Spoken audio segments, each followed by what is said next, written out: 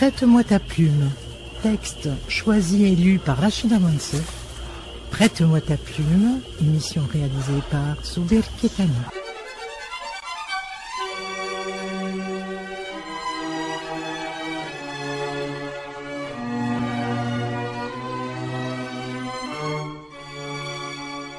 Prête-moi ta plume.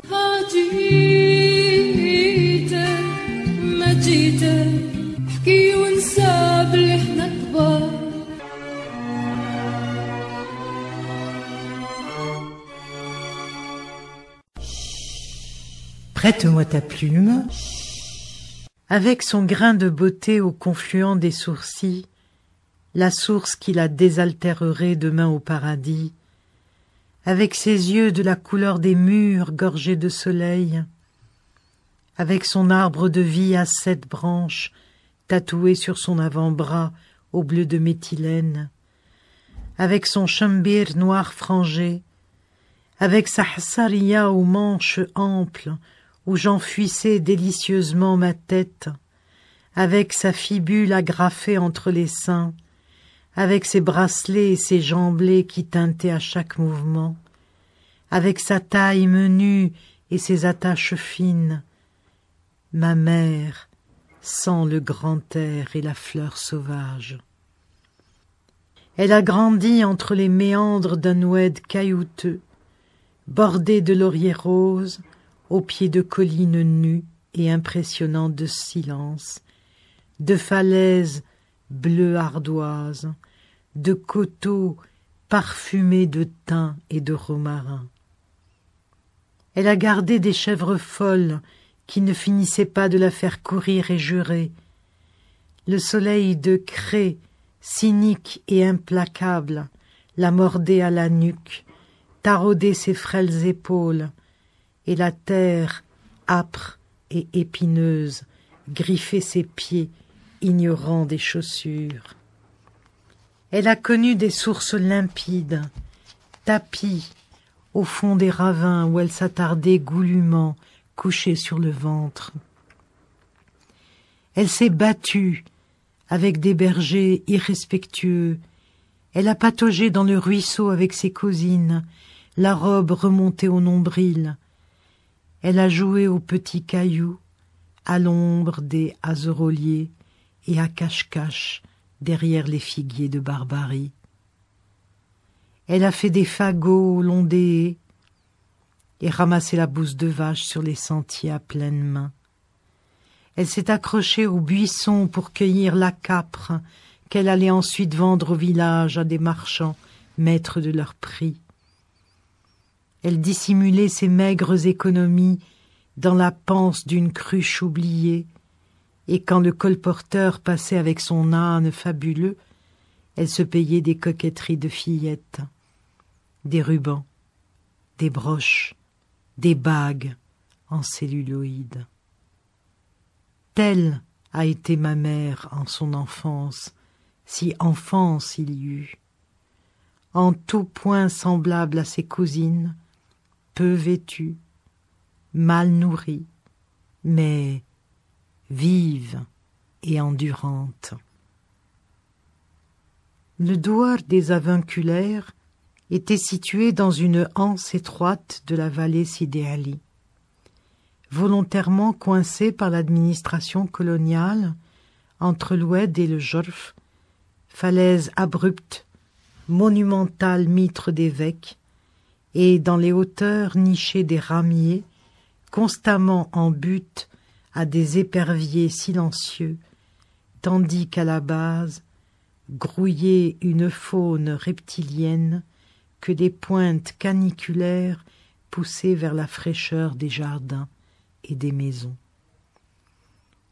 Sur le sommet oriental, l'un des ancêtres, le très vénérable Ammar, sur sa tête la tribu donnait sa parole depuis des générations, avait élevé de ses mains une korraba, mausolée miniature, afin de conjurer les mauvais génies de la falaise qui pourraient ensevelir sa descendance sous quelque éboulement traître. À la veille des moussem, de vieilles femmes, entreprenait héroïquement l'ascension de la falaise, décrivant des lacets, s'aménageant des poses contemplatives à chaque palier. Parvenues à la cime, elles encensaient le sanctuaire, allumaient une bougie et s'épanchaient dans l'oreille de Sidi Ammar. Si l'ancêtre Ammar faisait le guet sur son python, Sidi Ali, le saint en titre de la vallée, veillait au bord de l'Oued où se dressait sans couverture son mausolée. La tribu s'était échinée pour le doter d'une toiture digne de son rang. Mais, ajustée un jour, la toiture était à terre le lendemain, mystérieusement démantelée, tuile par tuile, par des ouvriers clandestins, extraordinairement habiles. Visiblement, Sidi Ali ne voulait pas de couverture. Perplexité, embarras, inquiétude. N'était-ce pas là le signe de quelque calamité future? On interrogea les sages et les devins qui n'apportèrent pas de réponse à l'énigme. Puis, on se remémora la vie du saint, et la lumière jaillit des ténèbres. Sidi Ali, de son vivant, était tout sauf un frileux, et il lui arrivait fréquemment de parcourir les collines nu comme un ver. Alors pourquoi, s'il vous plaît, s'acharnait-on après sa mort à vouloir le priver de grand air? Mieux valait ne pas trop le contrarier et renoncer définitivement à la pose de la toiture. Depuis, on l'a appelé Sidi Ali le dénudé. Ma mère l'invoquait souvent. Prête-moi ta plume.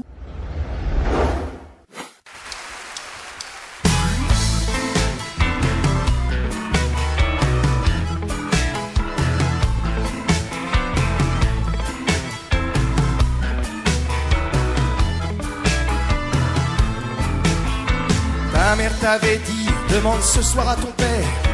Il a répondu non, évidemment, comme pour Scooter. T'as eu beau plaider, tes copines l'ont déjà depuis longtemps. Le téléphone dans ta chambre, c'est non. Tu quittes la table en hurlant, vivement que t'es 18 ans. Ça y est, ton père s'énerve, t'as gagné, tu peux être contente.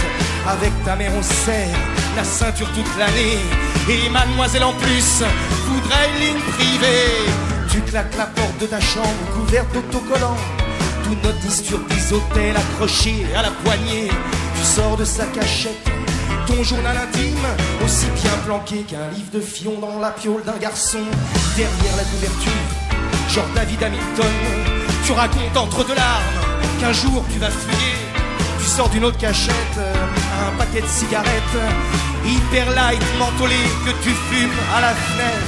Mais il y a Ludovic et il t'aime et tu l'aimes. Ça fera 1 an dans 10 mois que vous sortez ensemble. Et même s'il a tellement de boutons qu'on dirait un clafoutis, tu peux trop rien dire. Des boutons t'en as aussi. Mais t'es jolie, hein, t'es jolie.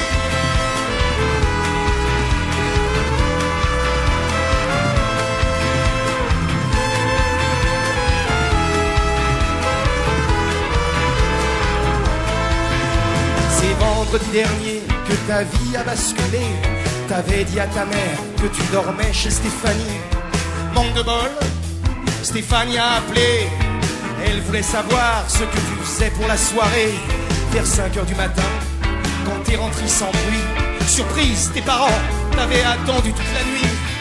Ils ont remarqué tout de suite que t'étais plus la même. Ta mère a pleuré, ah, ma fille est une femme. Bizarrement, ils t'ont paru moins vieux, mais toujours aussi bons. Pas question de pleurer devant eux. Ta mère a demandé, t'as pris tes précautions. Ton père a crié, mais il s'est tapé ma fille, ce petit con. Il a fallu vous mettre à deux pôles désarmés. Il était encore furieux, mais parlait plus d'émasculé. Pour penser à autre chose, il a rangé 3 fois le garage. Il a tondu le jardin et celui des voisins.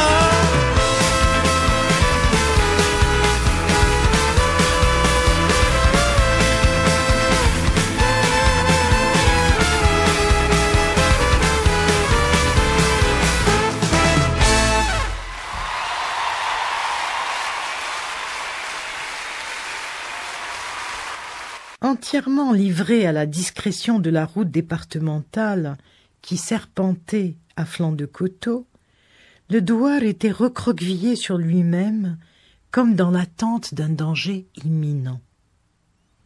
C'est de cette route précisément que les tirailleurs de la coloniale, pilotés par le garde forestier, braquèrent leurs mitrailleuses sur les petites maisons aux murs crépis de terre et grivelés de bouse de vache dans la semaine qui suivit le 8 mai 45. Entre les maisons et l'oued, que les pluies torrentielles rendaient tumultueux et voraces, une étroite ceinture de jardins morcelés de génération en génération servait d'aire protectrice. De l'autre côté de l'oued, jusqu'à la route goudronnée et au-delà, s'étiraient en pente douce les terres en friche et coulait la fontaine du douar. C'est là que l'un des cousins de ma mère, fatigué de la promiscuité du douar, avait un jour construit une maison de pierre sans demander l'avis de quiconque, et malgré l'opinion contraire des siens qui appréhendaient une réaction brutale de l'administration. Mes cousins, je n'empiète sur le bien de personne, c'est la terre du bon Dieu. La charrue l'ignore, et il n'y pousse que le thym, le romarin, les cailloux et les escargots. Je n'empiète sur le bien de personne. Tous tant que vous êtes autour de moi, vous devez me suivre, passer l'oued et bâtir une maison sur la terre du bon Dieu. Nous sommes encaqués dans notre trou, les uns assis sur le nombril des autres. Ce n'est pas une vie, alors que la terre du bon Dieu est vaste autour de nous. La falaise joue du tam-tam sur nos crânes, et l'oued nous tripote les orteils. Je vous dis que ce n'est pas une vie. Nous n'avons même pas une passerelle pour traverser les eaux en hiver. Nous sommes des êtres humains. Nous avons, nous aussi, le droit de respirer.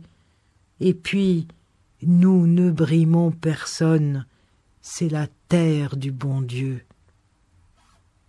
Voilà ce que l'oncle intrépide dit aux siens, pusillanime et résigné avant d'aller bâtir sa maison sur le terrain communal, sans demander l'avis à personne.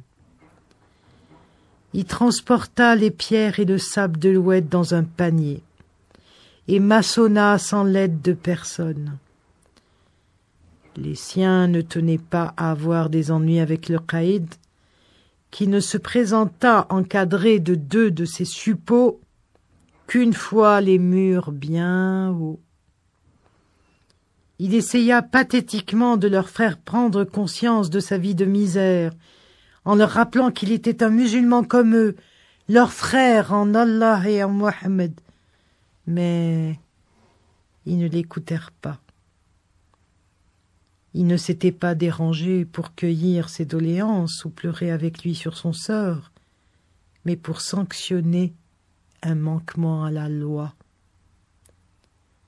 Et c'est ainsi que l'oncle fut contraint d'abattre ses pans de mur et de réintégrer le gourbi des origines où les siens composaient avec le sort, peu réjouissant certes, mais contre lequel, n'est-ce pas, il serait sacrilège de se révolter puisqu'il est le fait du Tout-Puissant, le clément, le miséricordieux, qui comble de richesses qui il veut et accable de misère qui il veut.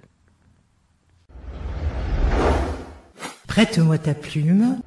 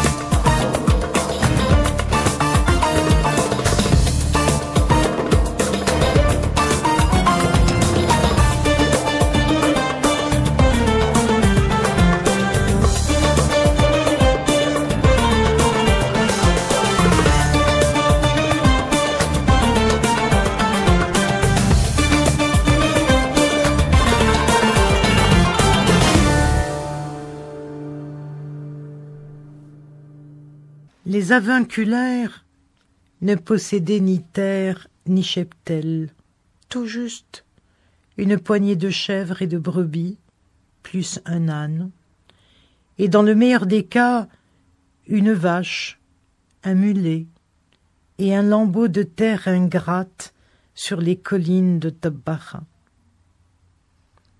Ils cultivaient dans leur jardin de poche des courgettes et des oignons, et ils attendaient la moisson pour aller couper les blés de leurs riches voisins, moyennant un misérable salaire de journalier qui leur apporterait de quoi acheter du café, du sucre et un peu de tabac.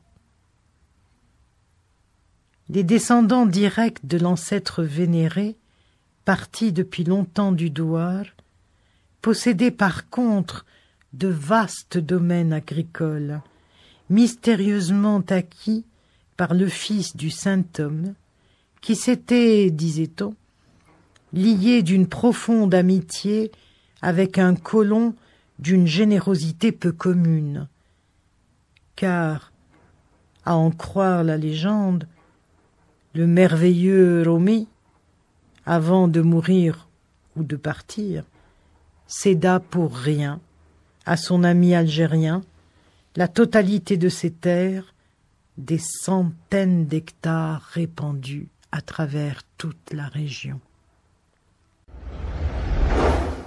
Prête-moi ta plume. Ma mère n'a pas beaucoup connu son père, mort prématurément. On le disait bel homme, avec le front nimbé des bienheureux. On l'appelait Siali, car il savait par cœur au moins 3 chapitres du Coran. Quand il monta au paradis chez les Houris, c'est une certitude pour ma mère. Mon grand-père laissa ici-bas, à la grâce du Seigneur, par veuve interposée, usée jusqu'à l'os, 6 mioches faméliques de 3 lits différents. Les jours déjà gris s'assombrirent encore, et ma mère se souvient de sa faim et des larmes d'impuissance de sa mère. C'est à cette époque que l'aîné des garçons, Abdallah, dut malgré son jeune âge affronter le dur et amer chemin de l'exil. Il n'avait pas de quoi traverser la mer pour aller en France, ni de quoi prendre le train pour atteindre Alger. Cependant, il arriva à Alger. Il avait coupé à pied à travers les montagnes, les oueds et les ravins. Le voyage avait duré plusieurs jours. Il devait le refaire pour faire l'économie d'un billet de 3e classe. En tant que manœuvre, l'oncle ne gagnait que 3 fois rien. Comment aurait-il fait pour aider sa famille sans consentir des sacrifices personnels? Ma grand-mère mourut d'épuisement et de soucis. Mes tantes se marièrent dès l'âge de 12 ans, l'une après l'autre. Mon second oncle devint berger, en attendant que son frère lui procurât l'argent du voyage pour aller travailler en France. Les deux frères finirent par se retrouver en France et la situation de la famille s'améliora peu à peu. On acheta un lopin d'une terre calcaire à bon marché et on élargit l'habitat trop exigu pour loger les deux frères à présent mariés, ainsi que le mulet et la vache. Prête-moi ta plume.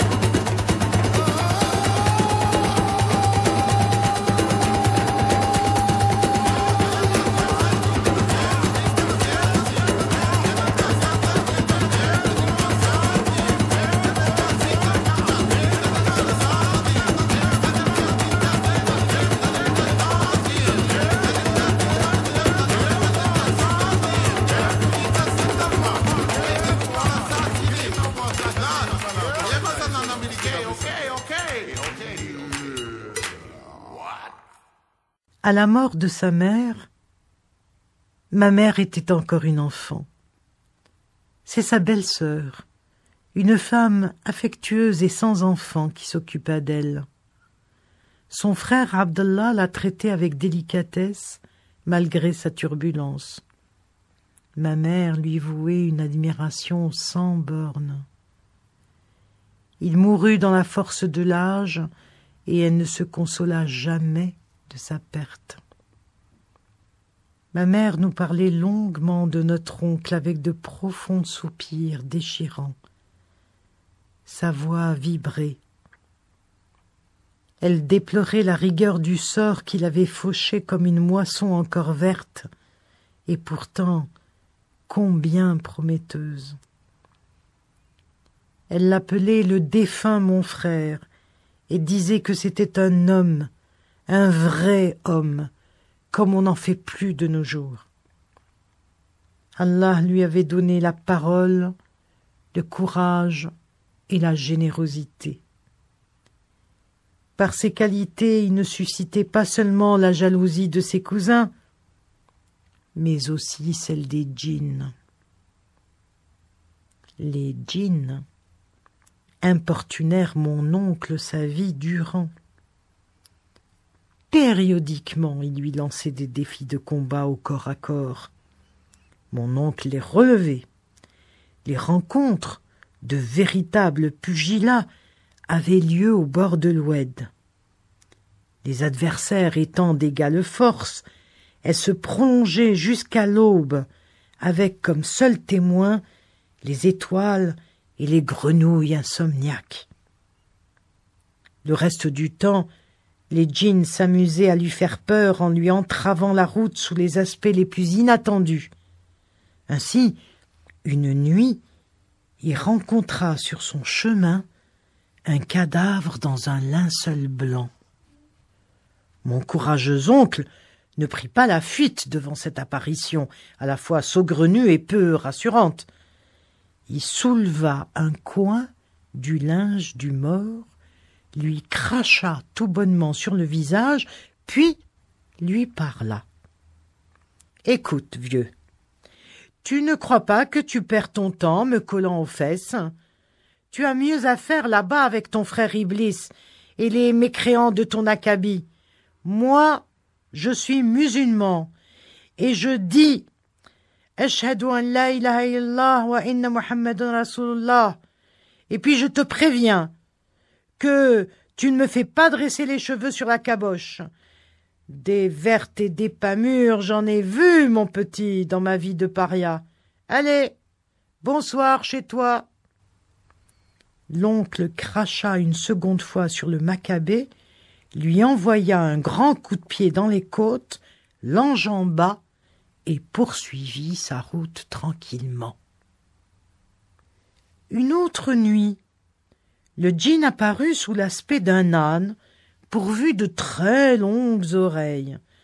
Il se mit à suivre opiniâtrement l'oncle, faisant le pitre, tantôt aboyant, tantôt miaulant. L'oncle le laissa faire un moment, le saisit par les oreilles et les lui frotta vigoureusement l'une contre l'autre en le traitant d'imbécile. Mais l'histoire la plus extraordinaire des démêlés de mon oncle avec les djinns est celle du chien noir.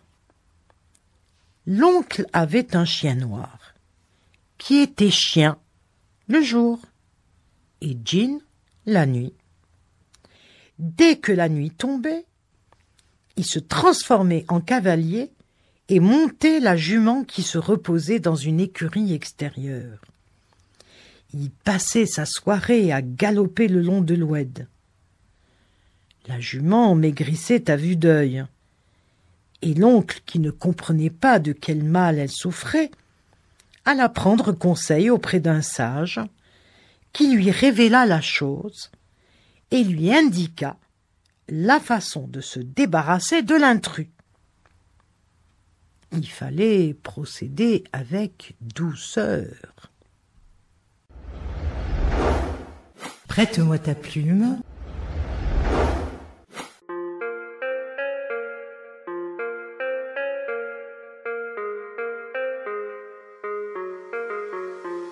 انتي باغية واحد يكون دمه بارد، ساكت ديما جامد، تغلطي ما يدويش، تلعبي عليه العشرة ما يعودش الهضرة، يكون راجل المرة لا لا بزاف على درويش. انتي باغية واحد يكون دمه بارد، ساكت ديما جامد، تغلطي ما يدويش، تلعبي عليه العشرة ما يعودش الهضرة، يكون راجل المرة لا لا بزاف على درويش. انتي باغية واحد يكون دمه بارد، ساكت ديما جامد، تغلطي ما يدويش، تلعبي عليه العشرة ما يعودش الهضرة، يكون راجل المرة لا لا بزاف على درويش. ملكش ليك ما تليقي ليا، بزاف عليك وصعيب تلعبي بيا، ملكش ليك ما تليقي ليا، شكون اللي كذب عليك وقالك باقي نية، باقي ملكش ليك ما تليقي ليا، بزاف عليك وصعيب تلعبي بيا، انا ملكش ليك ما تليقي ليا، شكون اللي كذب عليك وقالك باقي نية.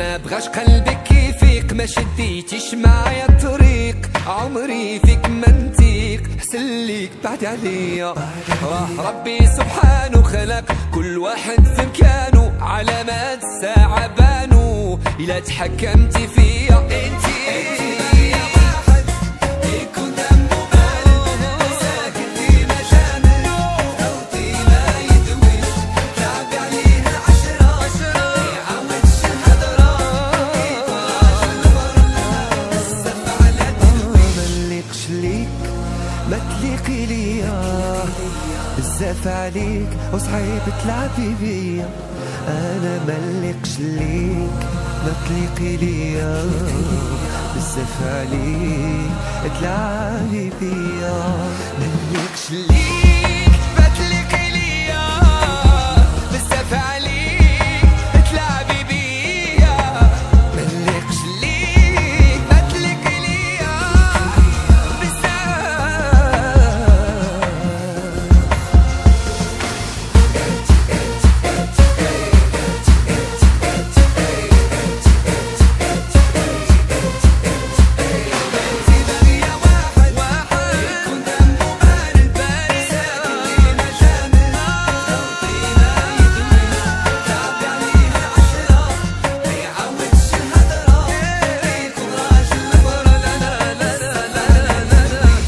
انتي باغية واحد يكون دمه بارد، ساكت ديما جامد، تغلطي ما يدويش، تلعبي عليه العشرة ما يعودش الهضر، يكون راجل المرة لا لا بزاف على درويش. De retour à la maison, l'oncle demanda à sa femme de préparer un grand plat de rfis, un rfis succulent. Quand le rfis fut apprêté, l'oncle héla le chien noir et lui présenta le plat sous les yeux ronds de surprise de sa femme. Le chien lapa gloutonnement le mets et l'oncle lui tint solennellement ce langage. « Toi qui revêts l'apparence d'un chien noir, je sais qui tu es. Tu appartiens à la maudite engeance d'Iblis. La nuit tu cavales sur le dos de ma jument. Maintenant que j'ai partagé avec toi le sel et le pain, je te conjure par la loi d'Allah et de son prophète de quitter ma demeure. Ta place n'est plus avec les humains. retourne au feu éternel et reste-y par la loi d'Allah. » L'oncle montra la porte et le chien noir disparut à jamais. Comme souvenir de cet oncle hors du commun, dont la vie ressemblait à un conte, nous n'avions qu'un cure-oreille d'argent que ma mère gardait jalousement au fond de son coffre personnel comme un objet fabuleux. Prête-moi ta plume.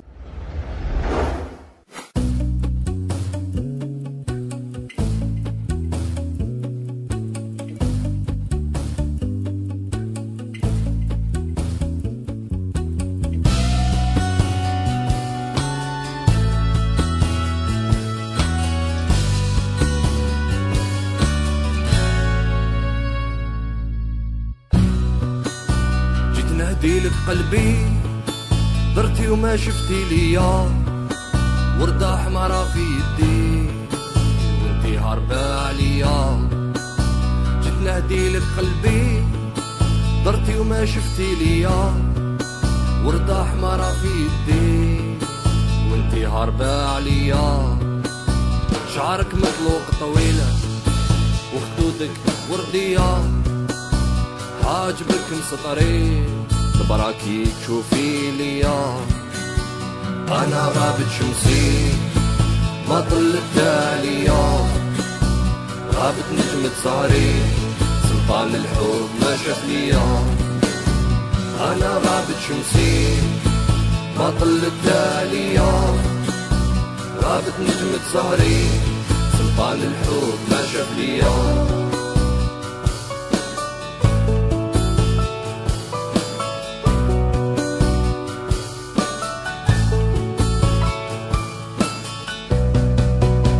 قلتي لي الحب مات ببقى عشق في هاد الدنيا شمعة في قلبي طفات قلتي لي كيا لا كيا. قلتي لي الحب مات ببقى عشق في هاد الدنيا مات في قلبي قدات قلتي لي كيا لا كيا. نهديك ورقة بيضا وسطور انتيا كتبيها ونعيشو حكايتنا كرم نقيسو ليلة بتاعت زمان. نعيشو حكايتنا كرم نقيسو ليلة في داك زمان في داك زمان في داك زمان في داك زمان في داك زمان في داك زمان في داك زمان في داك زمان. بان القمر في سود الليل جميع الناس معمية زوريني في منامي تسالي عليا. يبان القمر في سود الليل جميع الناس معمية زوريني في منامي تسالي عليا. تعرفيني نهواك وانتي تميلي ليا بتمني نكون حداك كل ما نفتح عينيا بتمني نكون حداك كل ما نفتح عينيا. انا غابت شمسي ما طلت عليا غابت نجمة سهري سلطان الحب ما شاف ليا. انا غابت شمسي ما طلت عليا غابت نجمة سهري سلطان الحب ما شاف ليا. ونعيشو حكايتنا كرم نقيسو ليلة في داك زمان. Ma mère fut en premier lieu fiancée à l'un de ses cousins. Le mariage consanguin était privilégié au douar. Une cousine, c'est moins cher qu'une étrangère. Elle sait supporter la misère, elle en a l'habitude. Les fiancés étaient encore à l'âge des billes et de la dinette. Les parents, seuls aptes à décider, n'attendaient que les 12 ans de la fille pour les autoriser à jouer au papa et à la maman. Tandis que se déroulaient les tractations matrimoniales, ma mère jouait encore avec ses cousines dans le ruisseau. Elle n'était même pas nubile, peut-être. « Elle est un peu maigrichonne, hein, a dit la future belle-mère en lui tâtant les avant-bras et les mollets. « Mais dites-moi, sait-elle traire les biques, baratter le lait, tirer le beurre, pétrir la galette et rouler le couscous? Le travail de la laine, le possède-t-elle? Et est-ce qu'elle a la langue pendue? Et est-ce qu'elle est gourmande? Je la veux travailleuse et exempte de vices. Si elle a des tendances malsaines, je les lui ferai passer. Vous permettez? » Ma mère n'épousa pas, comme prévu, son cousin. Elle l'avait si durement traité un jour qu'elle l'avait surpris en flagrant délit de chapardage dans le jardin de ses parents, qu'il renonça à la prendre pour femme, faisant 3 fois le serment sur le sein de sa mère. Des oncles à barbe blanche intercédèrent pour le faire revenir sur sa regrettable décision, invoquant le NIF, mais le fiancé, froissé dans son amour-propre, tint bon. « Mes oncles, je vous respecte comme mon père, mais je ne peux pas vous suivre sur cette pente. Si aujourd'hui cette fille m'insulte, que ne me dira-t-elle pas demain lorsqu'elle sera à mon cou? Non, mes oncles, cette gamine a la langue plus coupante que le fil du rasoir, et moi, je ne sais pas bien me défendre, elle me bouffera au cru. Je renonce à elle. La terre du bon Dieu est vaste, qu'elle aille son chemin et moi le mien. » C'est ainsi que ma mère ne resta pas au douar comme bon nombre de ses cousines. Celui qui, en fin de compte, devint son mari, habitait à 5 kilomètres en amont de l'Oued. Prête-moi ta plume.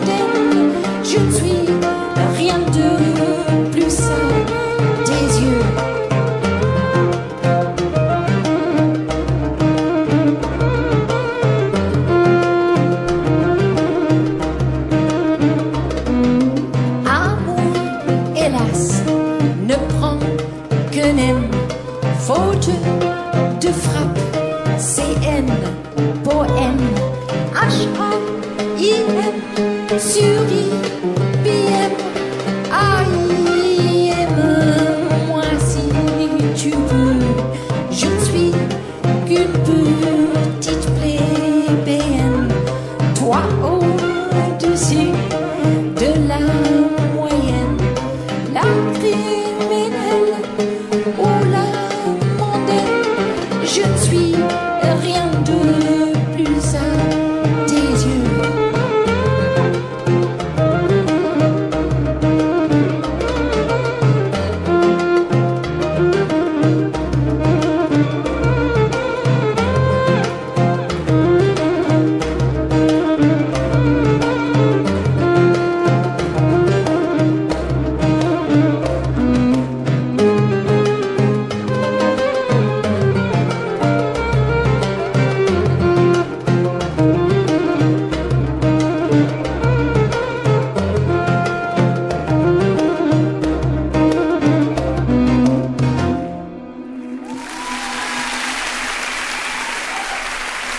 Merci.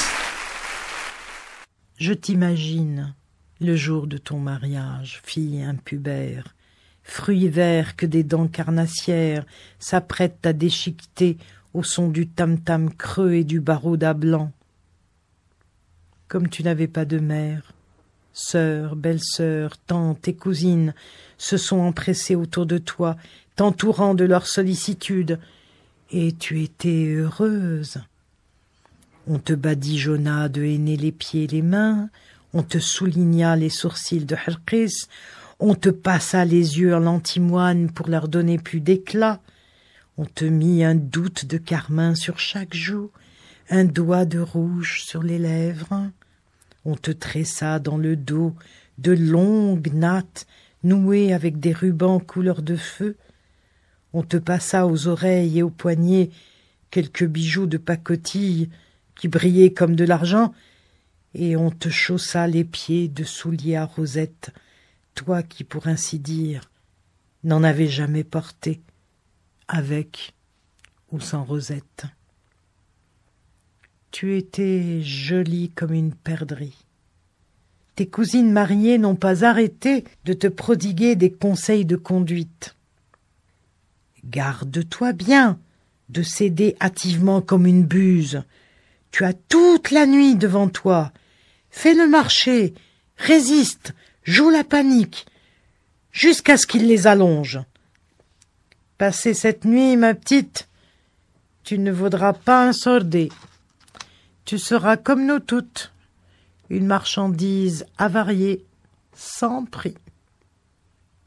Enfin, on te couvrit de pied en cap d'un voile immaculé. On te serra autour de la tête en guise de couronne un foulard rouge. Puis des mains mâles, vigoureuses, te prirent par la taille et te déposèrent sur le dos d'une mule somptueusement bâtée. Pour que tes pieds puissent atteindre les étriers, on dut raccourcir de plusieurs crans la sangle. Les accompagnateurs, tous également à dos de mule, arboraient de hauts turbans, véritables tours blanches. Il y en avait qui, la mine fière, portaient des fusils en bandoulière. Prête-moi ta plume.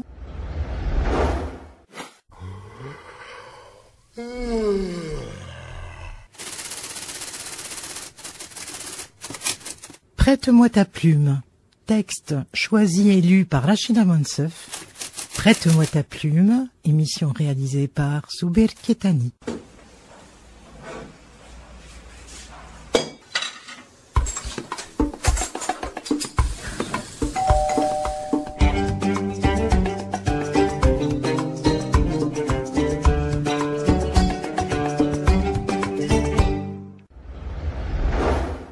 Prête-moi ta plume.